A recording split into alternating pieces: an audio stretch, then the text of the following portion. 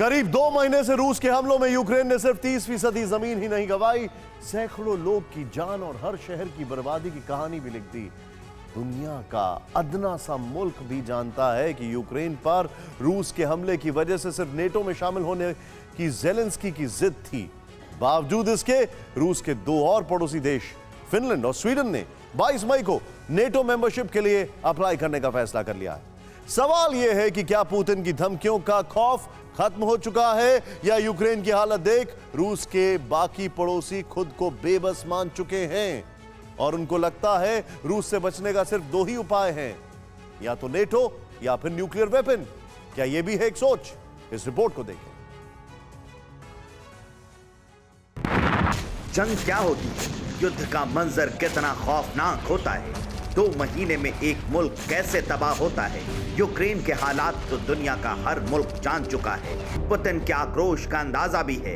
ये भी सभी जानते हैं कि यूक्रेन की तबाही की वजह ज़ेलेंस्की की नाटो में शामिल होने की जिद है। बावजूद इसके कई देश रूस के खिलाफ खुलकर मोर्चा खोलने लगे हैं। इनमें 2 देश रूस की उत्तर पश्चिमी सरहद वाले पड़ोसी स्वीडन और फिनलैंड है। स्वीडन और फिनलैंड नाटो में शामिल होना चाहते हैं। दोनों देश 22 मई को एक साथ नाटो के लिए अप्लाई कर सकते हैं। फिनलैंड और स्वीडन रूस से बेहद करीब हैं। फिनलैंड की तो सीमा भी रूस से मिलती है। रूस और फिनलैंड के बीच 1300 किलोमीटर लंबी सरहद है। फिनलैंड लंबे वक्त से पुतिन को परेशान करने वाले मामलों से दूर ही रहा था, लेकिन अचानक नाटो में शामिल होने का फैसला कर लिया। इसलिए सवाल लाजमी है कि क्या व्लादिमीर पुतिन का खौफ खत्म हो रहा है? क्या रूस की धमकियां पड़ोसियों पर बेअसर हो रही हैं? या फिर यूक्रेन में रूस की हालत देखकर दोनों देशों का हौसला बढ़ गया है?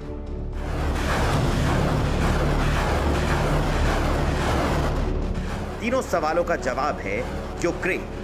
रूस के मिसाइलों ने 2 महीने में खुशहाल और आबाद मुल्क का जो हाल किया है, उसे देखकर स्वीडन और फिनलैंड का हलक सूखा है।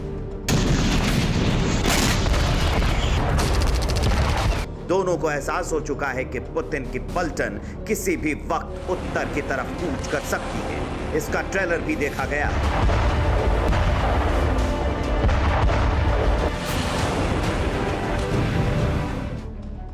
मार्च में रूस के न्यूक्लियर बॉम्बर्स ने स्वीडन में घुसपैठ की।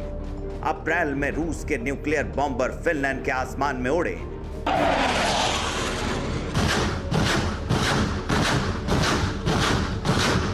रूस पहले ही धमकी दे चुका है कि स्वीडन और फिनलैंड ने नाटो में शामिल होने की गुस्ताखी की तो दोनों का हर्ष यूक्रेन जैसा होगा।